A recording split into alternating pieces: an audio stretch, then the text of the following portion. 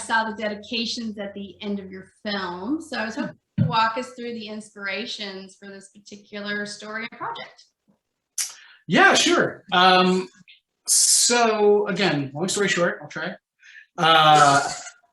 A few years before this film was to be made, I finally decided I'd been making films for other people, editing, directing, shooting. And since I was 5, I wanted to make a movie. And I was getting older and it was just time. I said to myself, now is the time, put on your pull-ups and let's go make a movie. And I did. I approached 2 people that are, close to me or friends that I knew who could potentially maybe afford a little money to help me make this movie. I pitched them the idea of supporting a different project altogether, completely different project. Originally, it was a budget of like $40,000 or $50,000, and so, excuse me, sorry. It was a larger budget, and so I got some money from these people that are just angels. Like, they were just really sweet, amazing people that said, yes, here's some money. I believe in you. Go make a movie. 3 years passed. Okay. The reason for that was because the money that I was able to raise wasn't quite enough to make that script that I wanted to make. So what did I tell you in the beginning? Writing came out of necessity. So I sat down for about 1.5 years, plugging away at different scripts, 4 or 5 different ones. I collaborated with friends and we worked on some stuff, but nothing was really grabbing. Randomly one day, I took a job. I didn't need it, but it sounded like a fun thing, and an escape room.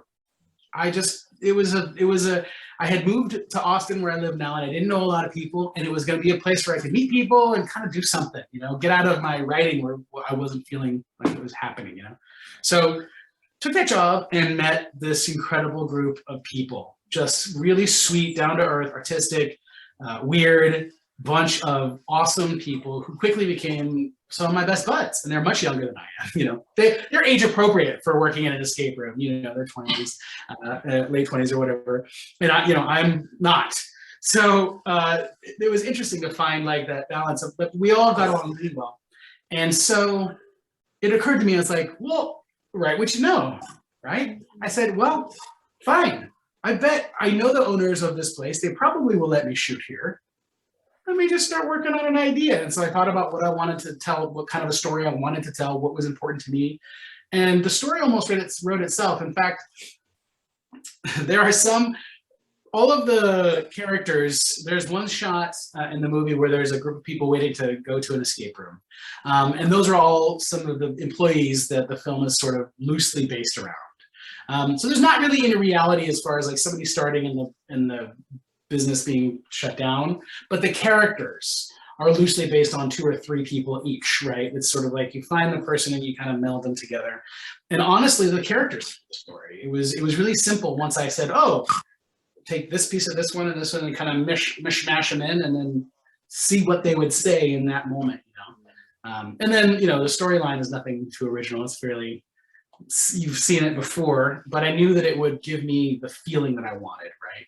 So that's why those dedications are there, because it's about those people in that time. Sadly, the escape room has closed since. They're no longer in business. And that was part of the reason, like, we actually shot this in September of 2020. And that was the hardest decision I think I've ever made in my life, because it was a movie and it didn't, I did not need to go up against the deadly virus. But we were in pre-production up until February of 2020, right? Is that when everything happened? Yes. Yeah. So February of 2020, we were preparing to be shooting in March. And the owners were like, yeah, you could shoot at night, we'll figure it out. And of course the world changed. And so we sat until September, and September is when SAG and NAFTA came up with guidelines and they were kind of shooting again. And so we did. Everyone masked up, we took temperatures every day. We followed the same guidelines that SAG would when we made our film. And so it was certainly interesting. All of our shots have, masks, and in my first feature, you can't tell it was me. No, you can, but it's just funny. Does that answer your question at all? Oh, it does. Absolutely. It felt personal. So that makes a lot of sense. Yeah. Work there. That's pretty cool, actually. I love it.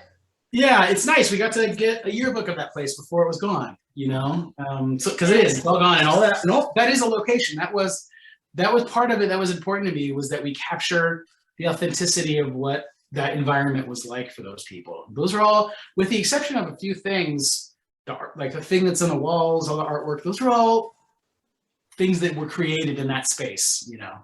Yeah. Oh, goodness. Well, I loved the film. I can just say that I thought it was funny and entertaining and moving. And I thought Thank you. some positive messages about diversity and authenticity, and that people are more than what meets the eye, and that being good just because is what we should do. But what was the most important message that you wanted your viewers to walk away with?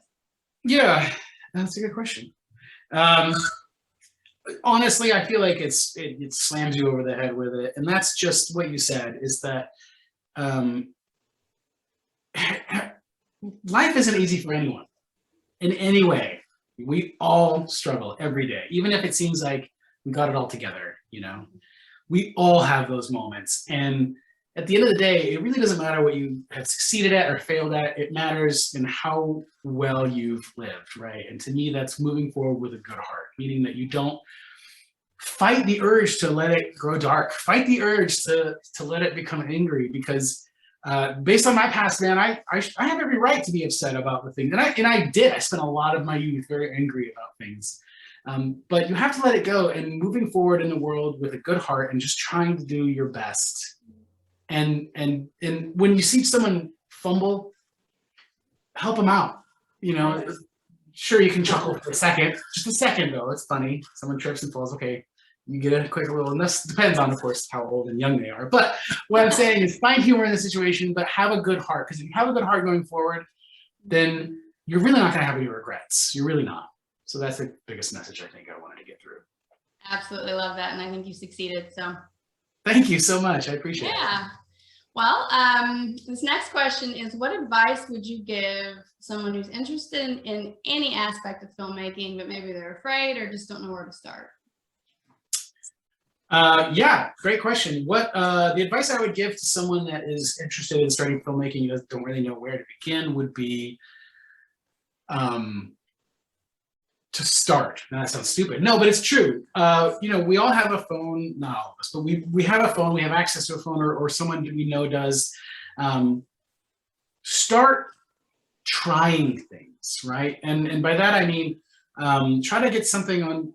If you have an idea that you want to create, you want to make a video or something, do it. Do you know how? No, but there's plenty of resources out there in the world today that will teach you how to edit, that will teach you how to use these things. So doing it, to me, is the best way to start. You're going to do it wrong, but again, as long as you're doing it in the right frame of reference and you're doing it for yourself, you'll learn and you'll get better. You know? And if you love it, then you get to keep doing it. So it's not about doing it the right way right away. That would be kind of lame. That would be like getting it right and then being like, oh, well, done. What else can I do, right? Right. Filmmaking to me is like you get to keep doing it, keep iterating, you keep getting better, right? But that, and also try to find like-minded people. You know, if you're at the movies next time and you see someone else over there alone, strike up a conversation and be like, "What? I like this about that movie." You know, cinephiles, we're a weird group of people. We like to sit alone in a dark space with a bunch of strangers watching something unfold on a screen that we're not a part of. That's literally I think that's literally the definition of a voyeur. So automatically you're both weird in that regard. No, but go and talk to them. They're gonna be open to hearing what your thoughts are on the movie, and you might just strike up a fun friendship. And who knows? You know, filmmaking is a collaboration, and the more film buds you have, the more that you'll be able to make cool stuff. Like I could not have made Good Hearts Club alone. I called my friends and we're like, hey, if I feed you, I'm holding a phone. This is how you held the phone in the 80s. If I feed you and clothe you and house you, would you come work with me for a month? They were like, yeah, let's do it. We get to make a movie. So that's the advice. Fantastic. That's great. Do it badly. Do it badly. You'll get better, I promise. And find the people out there that will be your buds and do it together. I like it. Awesome. Well, before we sign off, I have one more question, and that is, do you have any upcoming projects in the works that we get to look forward to? Ah, man, that is always a question, right? Yeah. Yeah, what have you done lately, huh? Yeah, great movie. What's next, bud? Get it together. I am personally, after all of those happened, I needed to take a minute. But I am currently working on a script. Again, not a necessity, I suppose. Not really, but I've enjoyed this process and I'm looking forward to the next one. But I'm working on a script that has to do with a deaf girl and some magic. So we're going to see what happens too. But before that happens, that'll probably be way down the line. I'm working with another filmmaker, a friend. Actually, the actor who played Matt in my film, his name is Tyler Mann. He wrote a screenplay that is just dynamite, and he and I'm helping him kind of get stuff moving. So that would probably be the project to be on the lookout for. And it's called, tentatively right now, it's called Forget Me Nots. Forget Me Nots. Oh. Anyway. Well, I definitely look forward to that. Thank you so much. I appreciate the support so much. And I thank you for bringing me on here. This has been a lot of fun. Yes, it has. Thank you so much for your time, William. And as a reminder to our viewers, the 5th annual Bull City International Film Festival is scheduled to be held virtually from March 4th through the 7th. So mark your calendars and be sure to check out the Good Hearts Club. Thank you. Thank you.